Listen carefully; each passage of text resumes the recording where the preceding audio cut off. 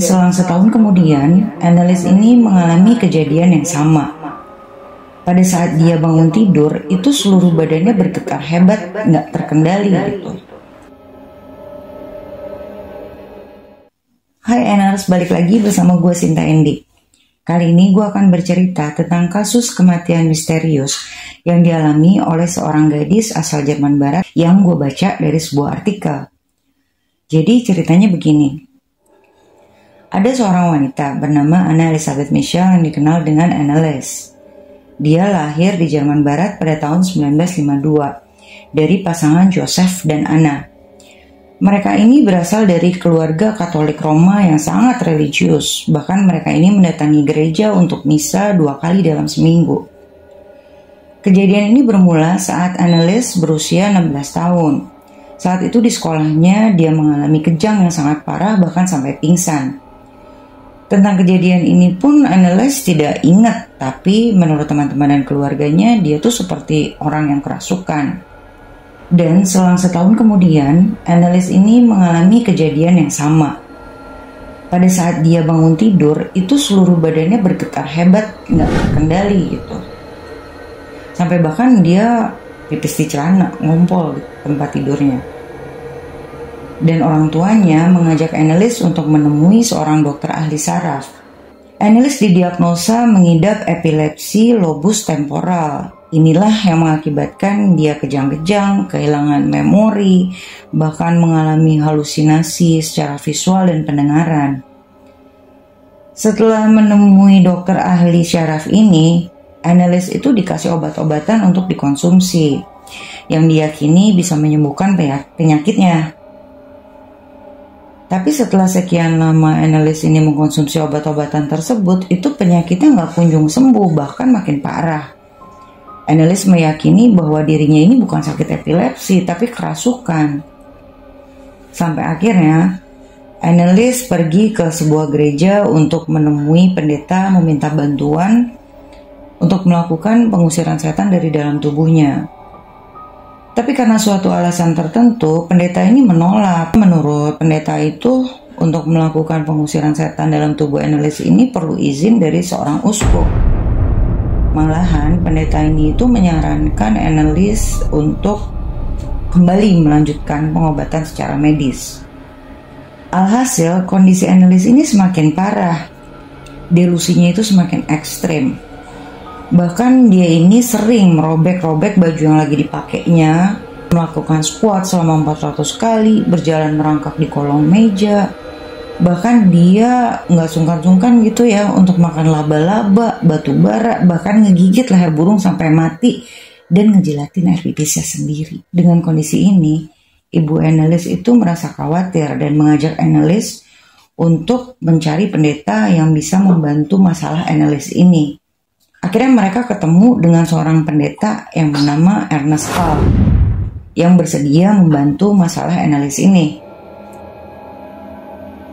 Selama 10 bulan berikutnya dan setelah mendapatkan izin dari uskup, akhirnya ritual eksorsisme ini atau pengusiran setan pun dilakukan terhadap Annelies. Dan selama 10 bulan itu Annelies ternyata dikurung di dalam kamarnya. Menurut pendeta ini adalah supaya ritual pengusiran setan ini berjalan tenang dan rahasia gitu ya. Eksorsisme atau pengusiran setan ini dilakukan sebanyak 67 kali dan berlangsung hampir 4 jam. Dalam proses eksorsisme ini, Annelies meyakini bahwa ia telah dirasuki oleh 6 iblis di dalam tubuhnya. Iblis-iblis itu berebut untuk berkomunikasi melalui tubuhnya Annelies. Jadi rebutan gitu untuk komunikasi melalui tubuhnya Annelies ini dengan suara yang berbeda-beda.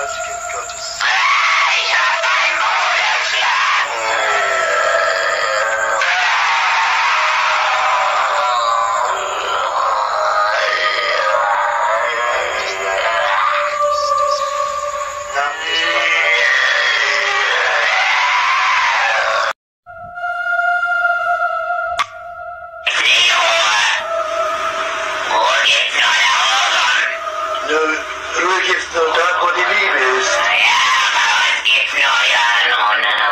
Der Hass. Ja. Und wo der Hass ist, da gibt's keine Ruhe. Nein. Und für uns gibt's nie Ruhe. Nie. Weil Ewigkeit.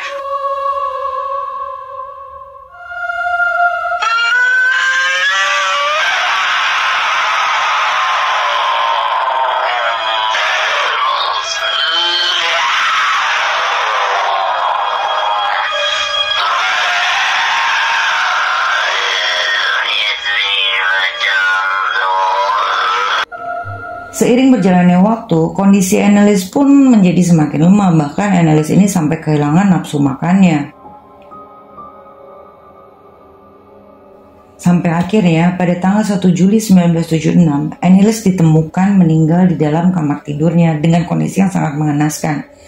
Jadi saat itu berat tubuhnya aja cuma 30 kg. Bayangin aja ya, cewek usia 24 tahun berat tubuhnya cuma 30 kg, itu kebayangkan cuma tinggal tulang sama kulit aja gitu.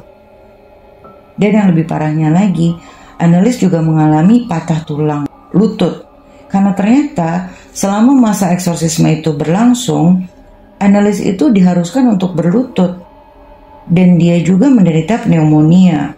Sampai akhirnya kedua pendeta ini dan orang tuanya pun didakwa dengan kasus pembunuhan akibat kelalaian.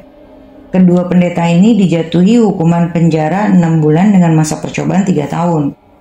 Sedangkan orang tua Annelies sendiri dibebaskan tuh dari semua hukuman karena menurut peradilan nih, kedua orang tua Annelies ini udah cukup berduka dengan kehilangan putrinya.